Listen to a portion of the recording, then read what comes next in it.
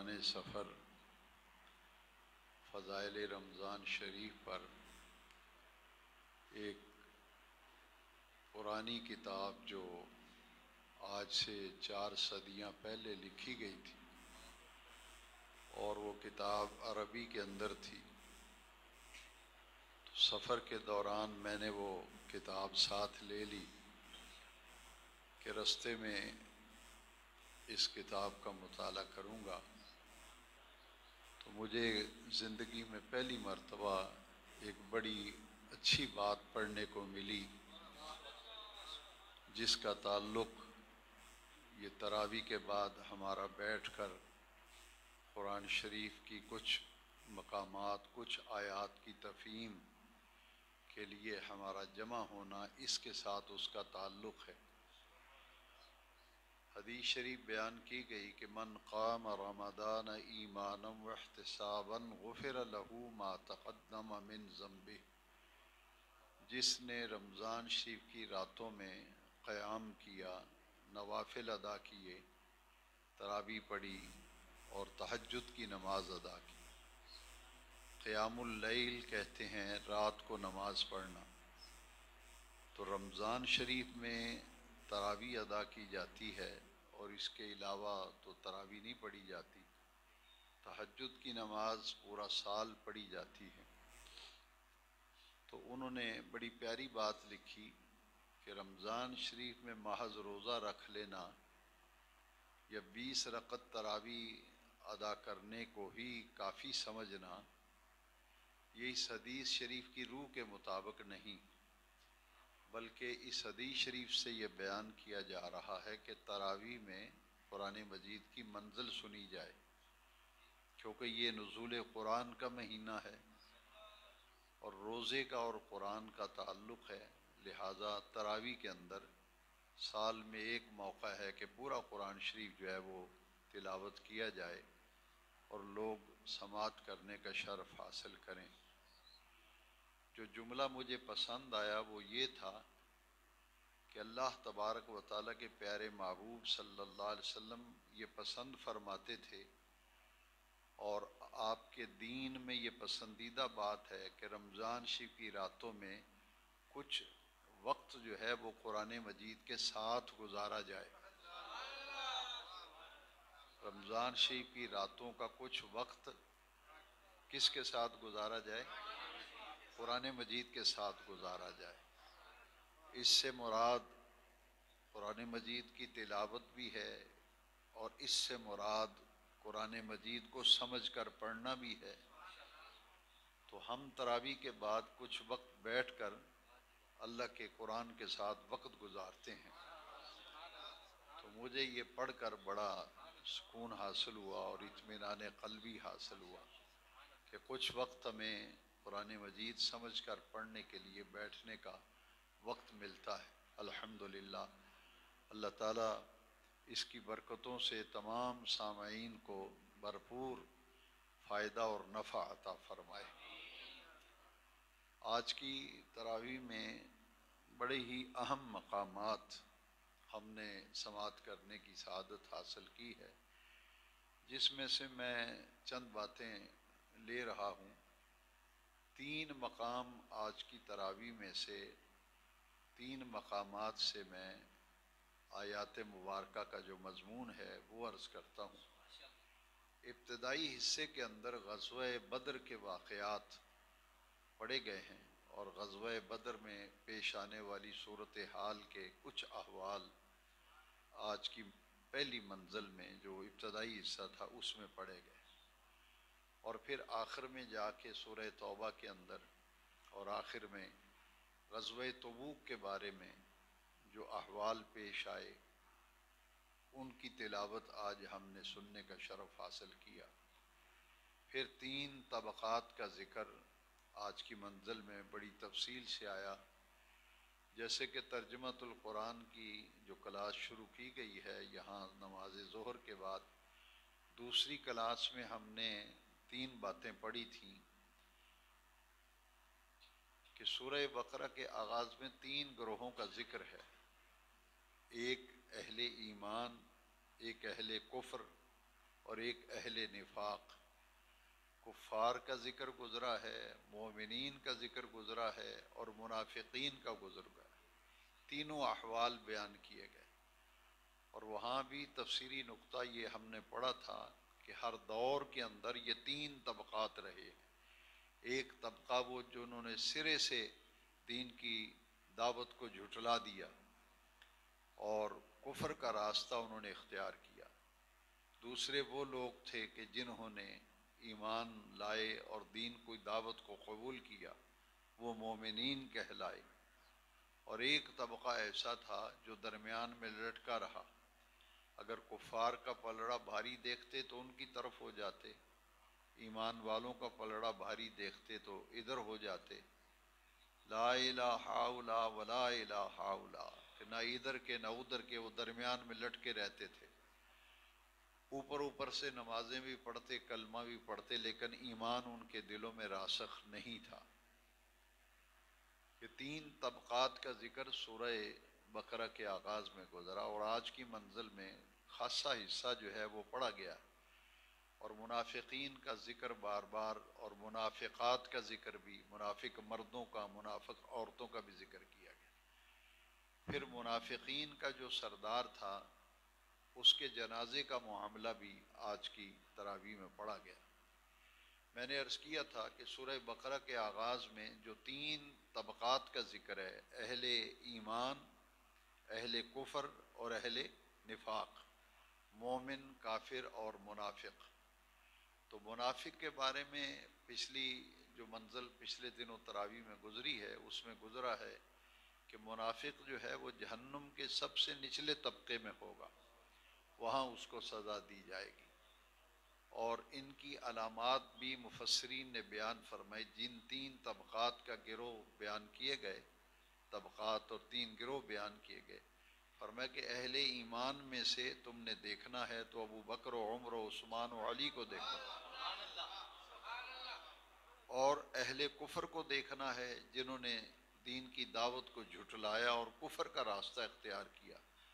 وہ ابو لہب ہے، ابو جہل ہے، ولید بن مغیرہ ہے، عتبہ ہے، شیبہ ہے۔ یہ وہ لوگ تھے جنہوں نے دین کی دعوت کو جھٹلایا اور کفر پر اڑے رہے، ضد کی اور حسد کی بنیاد پر کفر پر ڈٹے رہے۔ ان کے نام بھی بتا دیے کہ یہ، ان کی شکلیں بتا دی گئیں کہ یہ صورتیں ہیں، ان میں تاریخ میں پڑھ لیں، قرآن میں پڑھ لیں، حدیث میں پڑھ لیں۔ پھر منافقین کا جو ذکر آیا اس میں مفسرین نے نام بھی بتایا کہ وہ عبداللہ ابن ابی تھا، جو مدینہ منورہ کے تمام منافقوں کا سردار تھا۔ اسے رئیس المنافقین کہا گیا۔ تو جتنے بھی منافق تھے اس کے ماتحت تھے۔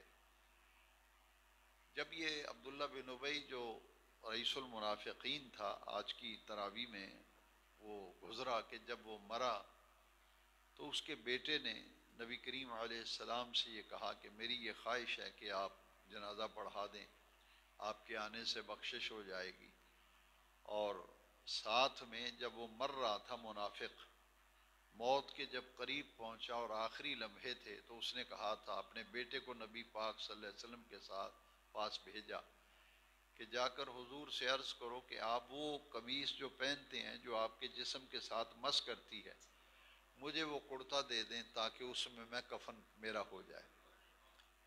اب اس سے ایک فائدہ یہ ہوا کہ وہ جتنے اس کے ماتحت منافق تھے نا، چیلے تھے، جنہیں سورہ بقرہ میں وَإِذَا خَلَوْا إِلَىٰ شَيَاطِینِهِمْ، وہ شیطان تھے منافق، سورہ بقرہ میں کہا گیا، ان کو بڑا تعجب ہوا۔ ان کو دیکھو دن رات ہمیں ان کی مخالفت پر اکساتا تھا، پیچھے نماز بھی پڑھتا تھا، مسجد میں بھی جاتا تھا، کلمہ بھی پڑھتا تھا، اور ہمیں تنہائی میں اکٹھا کر کے تو حضور کے خلاف منصوبہ بندی کرتا تھا، سازشیں کرتا تھا، اور اب مر رہا ہے تو کہتا ہے کہ وہ کرتا ہمیں دے دیں۔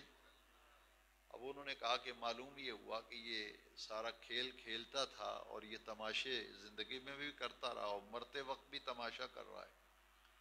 تو اللہ تبارک و تعالی نے اس کی خواہش پر سرکار تشریف لے گئے ابن ابی کے جنازے کے لیے۔ تو حضرت عمر نے سرکار سے عرض کیا کہ حضور وہ تو منافقوں کا سردار ہے، تو آپ نہ تشریف لے جائیں۔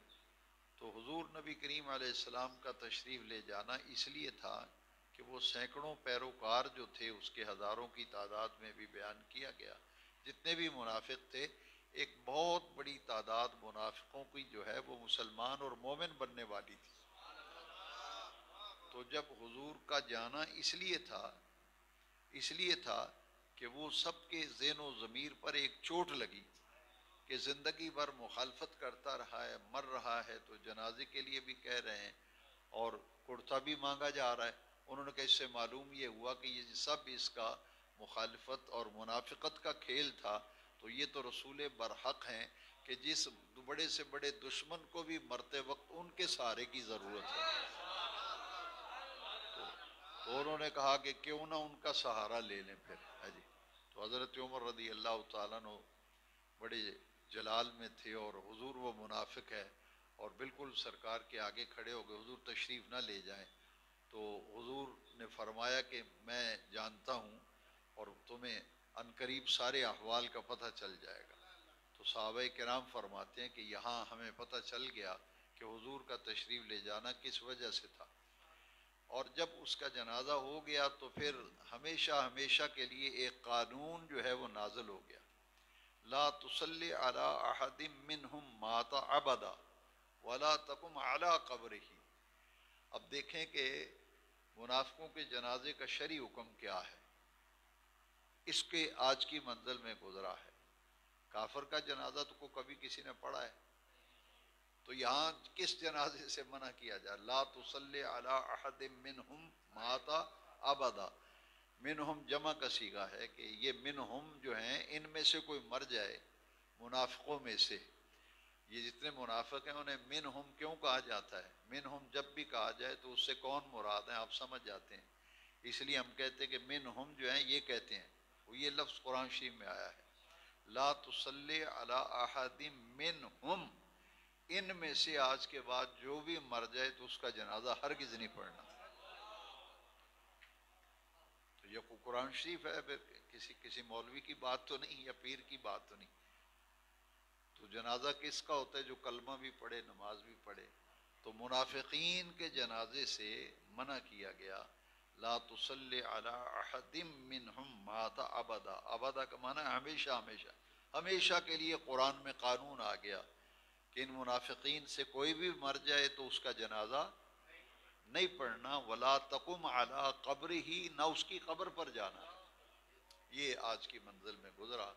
یہ عبداللہ بن ابی اور سرکار کا تشریف لے جانا اس لیے تھا کہ اس کے سارے پیروکار نفاق سے توبہ کر کے تو حضور کے پکے سچے غلام بن گئے تھے۔ پھر اللہ کریم نے ارشاد فرمایا کہ محبوب آپ اس کے لیے بخشش مانگیں یا نہ مانگیں، اور اگر 70 مرتبہ بھی آپ کہیں کہ یا اللہ ابن ابی کو معاف کر دے تو میں اس کو ہرگز معاف نہیں کروں گا۔ یہاں ایک بڑا اہم نقطہ ہے کہ کئی خبیث الفطرت ذہن کے لوگ پتہ کیا کہتے ہیں، دیکھیں جی اگر حضور کی کوئی سنی جاتی تو اللہ فرماتا کہ آپ نے جنازہ پڑھا تو میں نے بخش دیا۔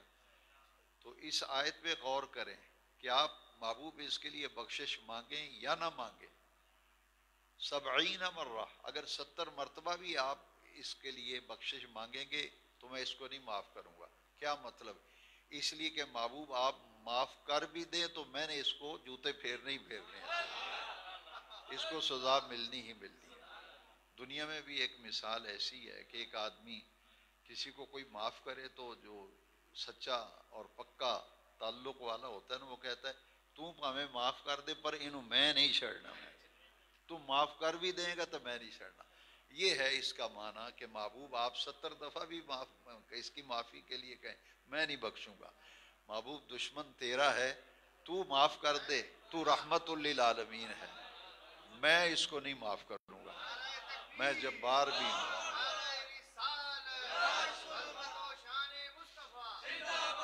میں جبار بھی ہوں، میں قہار بھی ہوں۔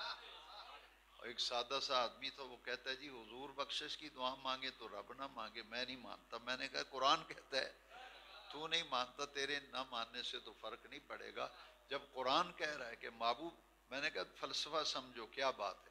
اللہ فرماتا ہے تم محبوب معاف کرنا چاہو تو تم معاف کر بھی دو گے نا، میں جبار قہار ہوں، تو رحمت للعالمین ہے، میں نے تو اسے نہیں معاف کرنا ہے، میں نے اسے نہیں چھوڑنا۔ یہ تھا رئیس المنافقین عبداللہ ابن عبی، جس کا بڑی تفصیل کے ساتھ آج کی منزل میں گزرا ہے، میں نے وقت کی گنجائش کے مطابق مختصر آپ کو بتا دی۔ تو جنازہ کسی دوسرے کا نہیں ہوتا، جنازہ تو اس کا ہوتا ہے جو نماز بھی پڑھے، کلمہ بھی پڑھے۔ تو پتہ یہ چلا کہ منافق کا جنازہ نہیں ہو، اس کا پڑھنا نہیں اور نہ اس کی قبر پہ جانا ہے۔ لا تصلی علی، آیت قرآن کی کوئی اس میں تعویل کر ہی نہیں سکتا، واضح احکام ہے۔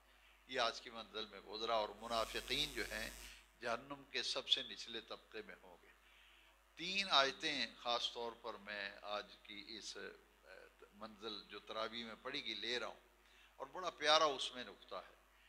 بعض لوگوں کو بڑی عجیب حضور کی شان کی بات آئی یا مقام کی، تو بڑی اس میں نکالتے ہیں چیزیں، یہ کہ چونکہ چنانچہ، یعنی کہ 3 مقام ایسے ہیں، اگر آپ نے غور سے سمجھ لیے نا، تینوں مقامات پہ اللہ تعالیٰ نے اپنے محبوب علیہ السلام کی عزت و عظمت کو کیسے حسین انداز میں اور حکمت بھرے انداز میں اجاگر کیا ہے۔ اسی بدر کے واقعات جو آج کی منزل میں گزرے نا، ان میں ایک بڑا پیارا مقام گزرا، وَمَا رَمَيْتَ إِذْ رَمَيْتَ وَلَكِنَّ اللَّهَ رَمَا۔ حضور نے کنکر اور ریت کی مٹھی بھر کے نا کفار کی طرف پھینکی اور فرمایا شاہت الوجوہ، شاہت الوجوہ، چہرے بگڑ گئے، چہرے بگڑ گئے۔ تو جس کافر کے چہرے پہ ریت پڑتی تھی اس کا چہرہ بگڑ جاتا تھا۔ اب یہ جب ریت کے اور کنکر اٹھا کے سرکار نے پھینکے تو رب فرماتا ہے محبوب آپ نے کب پھینکے؟ یہ تو اللہ نے پھینکے ہیں، اب پھینک حضور رہے ہیں۔ تو اللہ کریم فرما رہے ہیں محبوب یہ آپ کا پھینکنا میرا پھینکنا ہے۔ وَمَا رَمَيْتَ إِذْ رَمَيْتَ وَلَكِنَّ اللَّهَ رَمَا۔ یہ آپ نے کب پھینکے ہیں؟ یہ تو اللہ نے پھینکے ہیں۔ پھر دوسرا مقام دیکھیے آج کی منزل میں گزرا، اللہ و رسولہ احق ان یردوہ، واحد کی ضمیر ہے یہاں، وہاں تو صاف آ گیا نا، محبوب آپ نے کب پھینکے؟ یہ تو اللہ نے پھینکے ہیں کنکر، جی محبوب کا پھینکنا اللہ کا پھینکنا۔ اور یہاں فرمایا اللہ اور اس کے رسول زیادہ حقدار ہیں کہ اسے راضی کیا جائے۔ اللہ و رسولہ احق ان یردوہ، بھائی ذاتیں دو ہیں، یردوہما ہونا چاہیے تھا، تثنیہ کا صیغہ، اور ضمیر واحد کی آئی ہے۔ اس سے مراد یہ ہے کہ جس نے میرے محبوب کو راضی کر لیا اس نے مجھے راضی کر لیا۔ اللہ و رسولہ احق ان یردوہ، جس نے محبوب کو راضی کر لیا اس نے اللہ کو راضی کر لیا۔ تیسرا مقام گزرا ہے، یا ایھا الذین آمنوا استجیبوا للہ وللرسول اذا دعاکم لما یحییکم۔ یہاں بھی واحد کا صیغہ ہے کہ اللہ بلائے، اللہ کا رسول بلائے تو فوراً حاضر خدمت ہو جایا کرو۔ جی دو ذاتوں کا ذکر ہے نا، استجیبوا للہ وللرسول اذا دعاکم، یہاں تثنیہ کا صیغہ ہونا چاہیے تھا دعواکم، کیونکہ ذاتیں دو ہیں، ایک اللہ کی ذات اور ایک اللہ کے، وہاں بھی صیغہ ضمیر واحد کی، یہاں بھی صیغہ واحد کا، تاکہ پتہ چل جائے کہ محبوب کا بلانا یہ خدا کا بلانا ہے، رب کا بلانا محبوب کا بلانا ہے، محبوب کا بلانا خدا کا بلانا ہے۔ محبوب کو راضی کرنا خدا کو راضی کرنا ہے، خدا کو راضی کرنا اس کے محبوب کو راضی کرنا ہے۔ یہ 3 مقام گزرے ہیں، اور چوتھا مقام اگر 26ویں پارے میں سورہ فتح والا ملا لینا، ان الذین یبایعونک انما یبایعون اللہ، یہ 5 مقام کم از کم آج کے جتنے درس میں سامعین ہیں میں توقع کروں گا کہ 5 مقام اچھی طرح سے سمجھ لیں۔ 3 مقام تو یہ، اور چوتھا مقام ہے 26ویں پارے میں آخر جو رکوع ہے اس میں کیا ارشاد فرمائے، ان الذین یبایعونک انما یبایعون اللہ، محبوب جو آپ کے ہاتھ پر بیعت کرتے ہیں یہ تو اللہ کے ہاتھ پہ بیعت کرتے ہیں، جو آپ کے ہاتھ پہ بیعت کرتے ہیں یہ۔ اور 5ویں آیت اور 5واں مقام پچھلی تراویح میں پچھلے دنوں میں گزر چکا ہے، من یطع الرسول فقد اطاع اللہ، جس نے رسول کا حکم مانا اس نے اللہ کا حکم مانا۔ تو کم از کم میں یہ توقع رکھوں کہ آپ کو 5 آیتیں یاد رہیں گی۔ یہ 5 آیتیں ایسی ہیں کہ جن میں واضح طور پر الحمدللہ یا رسول اللہ کہنے والے عاشقان رسول کا عقیدہ جو ہے اس پر قرآن کی 5 آیتیں مور لگا رہی ہیں۔ اور پھر آج کی منزل میں گزرا کہ پہلی قومیں ناپ تول میں کمی بیشی کرتی تھی تو عذاب آتا تھا، اگر کسی گناہ کے اندر مرتکب ہوتی تھی تو ان پہ عذاب آتا تھا۔ وہ ساری برائیاں ساری خامیاں ہمارے اندر پائی جاتی ہیں لیکن عذاب نہیں آ رہا، شکلیں مسخ ہو جاتی تھی۔ کونوا قردۃ خاسئین، حکم ہوتا تھا پھٹکارے ہوئے بندر بن جاؤ، تو لوگوں کی شکلیں جو ہے بگڑ جاتی تھیں۔ لیکن اس امت کی نہ شکلیں بگڑتی ہیں، سارے گناہ ہم میں پائے جاتے ہیں، نہ شکل بگڑتی ہے نہ عذاب آتا ہے۔ آج کی منزل میں گزرا کیوں نہیں آ رہا؟ ما کان اللہ لیعذبہم وانت فیہم، محبوب جب تک آپ ان غلاموں میں ہیں اللہ ان پر عذاب نازل نہیں کرے گا۔ رب نے اپنے محبوب سے وعدہ کیا ہے، محبوب آپ کی امت کی شکلیں نہیں بگڑیں گی، امت کی شکلیں، جس کے دل میں ایمان ہے، حضور فرمایا رائی کے دانے کے برابر بھی ایمان ہوگا نا، آخر میں جب حساب و کتاب کی منزلیں ہوں گی تو آخر میں سرکار کرم فرمائیں گے، فرمایا جس کے دل میں رائی کے دانے کے برابر بھی ایمان ہوگا میں خود اس کو جہنم سے نکال کے جنت میں لے جاؤں گا۔ ہے جی، تو حضور کی برکتیں ہیں۔ ما کان اللہ لیعذبہم وانت فیہم۔ پھر ایک جوڑا پڑا گیا ہے، کئی مقامات آج کی منزل میں گزرے ہیں، وہ زکوٰۃ اور نماز کا اکٹھا ذکر ہے کئی جگہ، یہ جوڑا ہے آیتوں کے اندر نماز کا اور زکوٰۃ کا اکٹھا ذکر کہ یہ بار بار آج کی منزل میں کئی آیتیں گزری ہیں۔ اور ایک مقام بڑا پیارا گزرا ہے کہ اللہ کی گھر جو ہیں یہ مسجدیں کون آباد کرتا ہے؟ فرمایا اللہ کے گھر مسجدوں کو وہ لوگ آباد کرتے ہیں جو اللہ پر ایمان رکھتے ہیں، آخرت کے دن پر ایمان رکھتے ہیں، نماز کے پابند ہیں، صحیح نماز پڑھتے ہیں، نماز کی پابندی کرتے ہیں اور بر وقت اپنے مالوں کی زکوٰۃ دیتے ہیں۔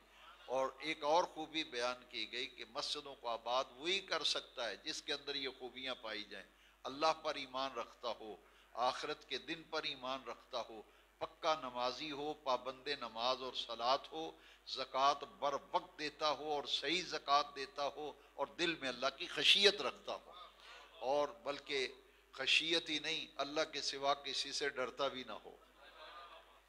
یہ مساجد کمیٹیوں میں ایسے بندے ہونے چاہیے، اس کی تفسیر پڑھ لیں، میں اپنی طرف سے نہیں کہہ رہا، یہ باقاعدہ مفسرین نے لکھا ہے کہ جب مسجد کی انتظامیہ بنائی جائے تو یہ 6 خوبیاں جو رب نے بیان کی ہیں ان میں دیکھ لی جائیں۔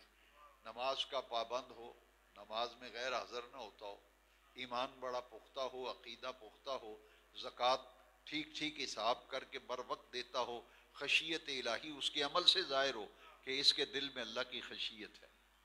یہ مسجدیں وہی آباد کرتے ہیں۔ آج کی منزل میں آیت گزری، اور جو مسجدوں کو ویران کرتے ہیں، مسجدوں میں خرابیاں کرتے ہیں، ان کی منزل پچھلے پھر آگے بھی انشاءاللہ منزل میں آئے گا ذکر۔ وَمَنْ أَظْلَمُ مِمَّنْ مَنَعَ مَسَاجِدَ اللَّهِ يُذْكَرَ فِيهَا اسْمُهُ وَسَعَىٰ فِي خَرَابِهَا، اس شخص سے کون بڑا ظالم ہے جو مسجدوں میں اللہ کے ذکر سے روکے، وَسَعَىٰ فِي خَرَابِهَا، اور مسجدوں کے اندر خرابیاں پیدا کرے اور فساد پیدا کرے۔ ہے جی، تو مسجدوں کو جو ویران کرتے ہیں، مسجدوں کو بے آباد کرتے ہیں، ان کا ذکر بھی قرآن میں آیا، اور جو لوگ مسجدوں کو آباد کرتے ہیں ان کا ذکر بھی آیا۔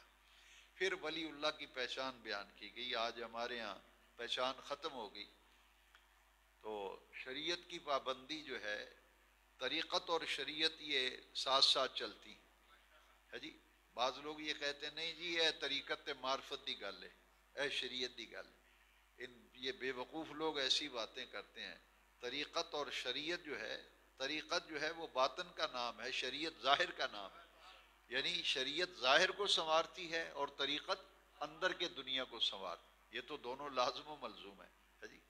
اور آج کی منزل میں یہ معیار پڑھا گیا کہ ولی ان اولیاؤہ الا المتقون، آج کی منزل میں گزرا کہ اللہ کے ولی تو وہ ہیں جن کے دامن میں تقوی ہے، جن کے دامن میں تقوی ہے، ہر اس کام سے بچتے ہیں۔ تقوی کا سادہ سا معنی یہ ہے ہر اس کام سے بچتے ہیں، ہر اس فعل سے بچتے ہیں جس میں اللہ کے احکام کی خلاف ورزی ہو، اللہ کی ناراضگی ہو، اس سے اپنا دامن بچاتے ہیں۔ تو اولیاء اللہ کی پہچان پڑھی گئی کہ جن کے دامن میں تقوی ہو اور ان کی زندگی سے اٹھنے بیٹھنے سے تقوی کی جھلک نظر آتی ہو تو وہی اللہ کے ولی ہیں. جن کے پاس تقوی نہیں ہے وہ اللہ کے ولی نہیں ہیں. ان اولیاءہ الا المتقون. پھر زکوٰۃ نہ دینے کی سزا آج کی منزل میں پڑی گئی ہے. یہ جو کہ ہم کہتے ہیں نا خیر ہے جی، خیر دیکھی جائے گی، یہ بڑی مشکل منزل ہے. آج کی منزل میں گزرا ہے والذین یکنزون الذھب والفضة ولا ينفقونها فی سبیل اللہ فبشرهم بعذاب علیم. جو اللہ کا دیا ہوا مال ہے، ان کے پاس سونا بھی ہے، چاندی بھی ہے، پیسہ بھی ہے، لیکن اللہ کے راستے میں خرچ نہیں کرتے، زکوٰۃ نہیں دیتے، صدقہ نہیں دیتے، خیرات نہیں کرتے. فرمایا جس مال کی زکوٰۃ نہیں دی جاتی، جس میں سے اللہ کے راستے میں خرچ نہیں کیا جاتا، جس مال میں سے صدقہ خیرات نہیں کی جاتی، جہنم کی آگ میں اس مال کو تپایا جائے گا اور مال کو گرم کر کے فَتُقْوَى بِهَا جِبَاهُهُمْ وَجُنُوبُهُمْ وَظُهُورُهُمْ. ان کی پیشانیوں کو داغا جائے گا، ان کی کروٹوں کو داغا جائے گا، پشتوں کو داغا جائے گا، اور کیا کہا جائے گا ہَذَا مَا كَنَزْتُمْ لِأَنفُسِكُمْ. یہ وہی مال ہے جو تم اپنے لیے سمیٹ سمیٹ کے رکھتے تھے، اس کے راستے میں خرچ نہیں کرتے تھے. فَذُوقُوا. اب مزہ چکھو مَا كُنْتُمْ تَكْنِزُونَ، جو تم جمع کرتے تھے. جب داغا جائے گا پیشانیوں کو، کروٹوں کو، پشتوں کو، تو کہا جائے گا اب مزہ چکھو. کیسا مزہ ہے مال جمع کرنے کا؟ میرا دیا ہوا مال تم نے میرے راستے میں خرچ نہیں کیا، خیرات نہیں کی، اب دیکھو اس کا مزہ دیکھو کیسا ہے. پھر کن لوگوں کو زکوٰۃ دینی چاہیے، صدقہ خیرات کن کو دینا چاہیے، تفصیل سے پڑھا گیا. انما الصدقات للفقراء والمساکین. یہ ترتیب آج کی منزل میں گزری ہے کہ جو زکوٰۃ کے، صدقہ خیرات کے، جو اللہ کے راستے میں خرچ کرنے کے طریقے ہیں، ان میں فقیر پہلا نمبر ہے. مسکین، غریب لوگ ہیں، مفلس لوگ ہیں، کلاش لوگ ہیں، مسکین لوگ ہیں. اور پھر ایسے لوگ جو کسی مصیبت کی وجہ سے پھنسے ہوئے ہیں کہ قرض مقروض ہیں، قرضہ بہت چڑھ گیا ہے، تو ان کی قرضے سے قرض ان کا ادا کر کے ان کی جان چھڑا دی جائے. ایک آدمی مظلوم قیدی ہے، بلا وجہ سے بیچارہ بے گناہ قید میں ہے، اور وہ پیسہ خرچ کرنے سے اس کی رہائی ہو جاتی ہے، تو اس کو پیسہ دے کر کے اس کو جیل سے، کسی مصیبت سے پھنسے ہوئے کو نکالنا، اس پہ بھی زکوٰۃ خرچ کر سکتے ہیں. پھر وہ لوگ جو مسافر ہیں، ایک بندہ ہے کہ خود مالدار ہے، اس پر زکوٰۃ فرض ہے، لیکن وہ بیچارہ کہیں کراچی گیا، لاہور گیا، تو وہاں اس کے پاس پیسے ختم ہو گئی یا کوئی پریشانی بن گئی ہے، تو اس کی مدد اگر کوئی کرنا چاہے گا تو زکوٰۃ کے پیسوں سے کر سکتا ہے. تو یہ آج کی منزل میں پڑھا گیا. اور اس کا جو محکمہ ہوتا ہے، اگر اسلامی حکومت ہو، بیت المال کا محکمہ ہے، تو زکوٰۃ جمع کرنے، زکوٰۃ کا حساب کتاب کرنے کے لیے جتنا بھی محکمہ زکوٰۃ کا عملہ ہوگا، اس کی تنخواہیں بھی پھر زکوٰۃ کے پیسے سے دی جا سکتی ہیں. یہ آج کی منزل میں تفصیل کے ساتھ گزرا کہ زکوٰۃ کن کن کو دی جانی. تو جیسے میں نے عرض کیا کہ قرآن مجید میں یہ جوڑا بار بار کئی مقامات پر آیا، اقیموا الصلاۃ وآتوا الزکوٰۃ. تو نماز اور زکوٰۃ کو جدا نہیں کیا جا سکتا. جس طرح نماز فرض ہے، اسی طرح زکوٰۃ فرض ہے. تو زکوٰۃ سال میں ایک دفعہ دی جاتی ہے، مال کا 40واں حصہ. تو ہمیں چاہیے اپنے اموال کی زکوٰۃ بھی دیں اور موقع و موقع صدقہ خیرات بھی کرتے رہیں، کیونکہ انفاق فی سبیل اللہ، اللہ کے راستے میں خرچ کرنے کی بار بار قرآن مجید میں تلقین آئی ہے. اور پھر آج کی منزل میں یہ بھی گزرا ہے کہ تمہارے مال اور تمہاری اولاد تمہاری آزمائش ہے. انما اموالکم واولادکم فتنہ. فتنہ سے مراد آزمائش ہے کہ اللہ تعالیٰ مال دے کے بھی آزماتا ہے، اولاد دے کے بھی آزماتا ہے. کثرت اولاد ہو تو آدمی حلال حرام کی تمیز نہ کرے، کہے کہ میری اولاد زیادہ ہے، مال کماؤں، حرام طریقے سے آتا ہے تو آئے، جیسے ناجائز طریقے سے آتا آئے. اس لیے فرمایا کہ اولاد بھی تمہاری آزمائش ہے اور مال بھی تمہارے آزمائش ہے، کہ مال جو ہے ان کو حقداروں پہ خرچ کرنا. تو یہ آج کی منزل میں گزرے ہیں. اور غزوہ تبوک میں جو واقعات گزرے، منافق جو نہیں گئے تھے غزوہ تبوک میں، انہوں نے حضور کے پاس آ کر بہانے شروع کر دی. آج کی منزل میں گزرا، وہ جی مینوں وہ کم پہ گیا سی، میں اتھے ٹر گیا سا، میں معذرت خواہ، میں آ نہیں سکیا. آج کی منزل میں تفصیل سے گزرا ہے کہ جو منافق تھے وہ تو ہیلے بہانے بنا کے، اور سرکار نے بھی ان کو کچھ نہیں کہا، حضور مسکراتے تھے اور چھوڑ دیتے تھے جو بھی، کیونکہ جانتے تھے یہ اندر سے بھی بے ایمان ہے اور یہ اب بہانے تراش رہا ہے، تو سرکار مواخذہ نہیں فرماتے تھے۔ لیکن 3 ایسے غلام تھے کہ جو پکے سچے عاشق رسول بھی تھے، مومن بھی تھے، اور حضور سے بڑی وابستگی محبت تھی۔ ایک تو اس لیے نہ جا سکے کہ وہ انہوں نے سستی کی کہ اچھا میری سواری اچھی ہے، میں کل چلا جاؤں گا، پرسوں چلا جاؤں، وہ بھی نہ پہنچ سکے، اور 2 صحابی اور تھے وہ بھی عذر کی وجہ سے نہ جا سکے، کوئی معاذ اللہ کوئی اور وجہ نہ تھی، تو ان سے حضور نے پھر 50 دن بول چال بند کر دیا تھا۔ حضور نے ان کا بائیکاٹ کیا تھا اور حضور ان سے کلام سلام بند کر دیا تھا۔ وہ آج کی منزل میں گزرا، اس پر انشاءاللہ کل آیتیں آئیں گی تو وہاں میں آپ سے عرض کروں گا۔ آج جو حصہ گزرا ہے اس کی طرف اشارہ کر دیا۔ منافق آ کر معذرت کرتے تھے، حضور مسکراتے تھے، چھوڑ دیتے تھے۔ وہ 3 جو تھے ان کو تو سرکار نے پھر اپنی محبت تھی نا، تو جس سے محبت ہو اس پہ ہی اتاب ہوتا ہے، پھر جو دوسرا ہو اس کی کیا فکر ہوتی ہے جی۔ شادیوں کے موقع پہ جس سے تعلق ہی نہیں، وہ آئے نہ آئے اس کی کوئی پرواہ نہیں، کارڈ بھیجا ہے، نہیں آیا تو ٹھیک ہے، تو جس سے بہت ہی زیادہ پیڑا تعلق ہو، پکا پیار، وہ نہ آئے تو پھر دل کو رائیں تو ہوتا ہے نا، یار وہ تو میرا پیارا تھا، میں تو اس کی بڑی، تو وہ میری خوشی میں شریک نہیں ہوا، وہ میرا غم آیا تو وہ افسوس کرنے نہیں آیا، دکھ تو ہوتا ہے نا، غیروں پہ دکھ نہیں ہوتا، دکھ تو اپنوں پہ ہوتا ہے۔ اس لیے سرکار نے ان سے ناراضگی فرمائی، پھر مزہ نہیں آ گیا کہ رب ان سے راضی ہوا جب اللہ نے معاف کیا اور باقاعدہ آیتیں نازل ہوئیں، اور پھر ساری دنیا کو پتہ لگ گیا کہ جو حضور سے محبت کرنے والا ہے اس سے جب عتاب آتا ہے، اور پھر اللہ تبارک و تعالیٰ جب راضی ہوتا ہے تو انعام بھی پھر بہت بڑا ملتا ہے، اور ان کو جو انعام ملا تو کیا کمال تھا ہے جی۔ اور پھر مزہ نہیں آ گیا کہ ان کو غسان کے بادشاہ نے رکا بھیجا کہ تمہارے نبی تم سے ناراض ہیں، وہ تو تم سے بولتے نہیں، تم ہمارے پاس آ جاؤ، ہم تمہیں وزارت بھی دیتے ہیں، ہم تمہیں منصب بھی دیتے ہیں۔ وہ خط لے کے جب آیا نا تو اس نے خط پڑھ کے نا صحابی نے پھاڑ کے ایک تندور تھا اس کے اندر پھینک دیا، اس نے کہا جاؤ بادشاہ کو کہہ دینا تمہارے خط کا جواب میرے پاس اس کے سوا کوئی نہیں، میں اپنے آقا کریم کا در چھوڑ کر نہیں جا سکتا۔ اور صحابہ وہ تینوں کہتے ہیں کہ ہمیں اس غم اندر سے کھائے جا رہا تھا، کسی ناراضگی میں اگر ہم مر گئے تو ہماری تو عاقبت تباہ ہو جائے گی ہے جی۔ لیکن وہ اس لیے انہیں حوصلہ ہوا کہ جب وہ نماز مسجد میں پڑھتے تھے آتے تھے تو حضور اپنا رخ دوسری طرف کر لیتے تھے ہے جی، اور جب وہ رخ سیدھا کر لیتے نماز پڑھتے تو حضور ان کو دیکھا کرتے تھے۔ تو صحابہ نے کہا ہمیں حوصلہ ہوا کہ سرکار کو محبت ہے نا، جب یہ دیکھتے ہیں تو حضور رخ پھیر لیتے ہیں، اور جب وہ اپنی نماز میں مشغول ہوتے ہیں تو حضور ان کو دیکھتے ہیں۔ پھر کیسی محبت کا یہ انداز تھا۔ انشاءاللہ زندگی رہی تو کل میں اس پہ عرض کروں گا۔ اللہ تعالیٰ یہ جو ہمارا تھوڑا سا وقت قرآن شریف کے ساتھ گزر جاتا ہے یہ پڑھ کے مجھے بڑا حوصلہ ہوا ہے، اللہ اس قرآن کو ہمارے دل کی بہار بنا دے۔ الصلاۃ والسلام علیک یا سیدی یا رسول اللہ وعلی آلک واصحابک یا سیدی یا حبیب اللہ، الحمدللہ رب العالمین والصلاة والسلام على حبیبہ الکریم، اللہم نور قلوبنا بنور القرآن واشرح لنا صدورنا بنور الاسلام، وصلی اللہ تعالی علی حبیبہ سیدنا مولانا محمد وعلى آلہ واصحابہ اجمعین برحمتک یا ارحم الراحمین۔